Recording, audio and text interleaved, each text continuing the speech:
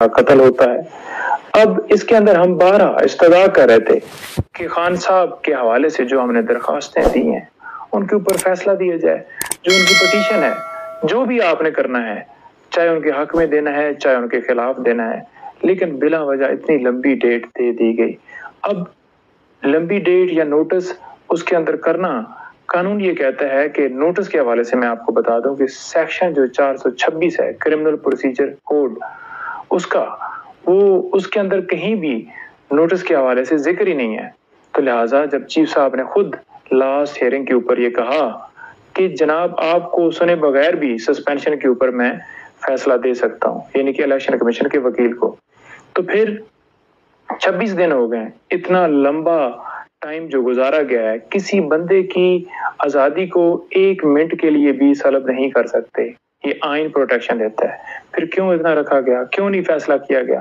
तो लिहाजा अब लास्ट टाइम ये बहाना बनाया गया जी कि पेट खराब है, उससे पीछे बहाना बनाया गया जी कि तैयारी नहीं है।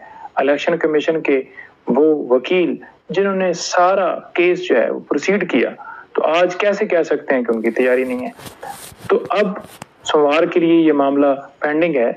हमारी ये इस्तदा है chief justice Islamabad high court से, इल्तिजा है कि जनाब मेहरबानी करें, इसके ऊपर फैसला दें, जो भी फैसला देना है, और ताकि कानून, इंसाफ और हर तरह के तकाजे जो हैं वो पूरे किए जा सकें।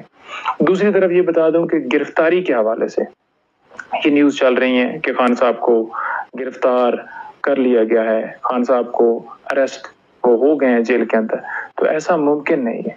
इसके ऊपर आइन का आर्टिकल 10(1) ये वाज़िया है, वो कहता है कि किसी बंदे को आपने गिरफ्तार करना है तो उसे उस मुकदमे की या उसके अलावा कोई गिरफ्तारी है, डिटेल्स देना जरूरी है। आपने लाजमी डिटेल्स प्रोवाइड करनी है।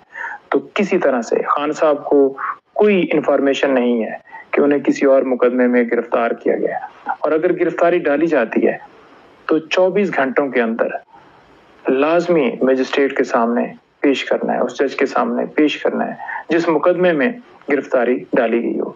तो लिहाजा ना उन्हें पेश किया गया है क्योंकि गिरफ्तारी नहीं है, और अगर गिरफ्तारी डाली जाती है कल, यानी कि मैं बात कर रहा हूँ मंडे की, तो फिर उस वक्त ये जो गिरफ्तारी होगी ये गैर कानूनी होगी। इसको बिल्कुल हम फौरन वो चैलेंज करेंगे, और खान साहब इंशाल्लाह जो ही इस मुकदमे से रिलीज होंगे तो बाकी मुकदमों में गिरफ्तारी नहीं होगी तो वो रिलीज हो जाएंगे।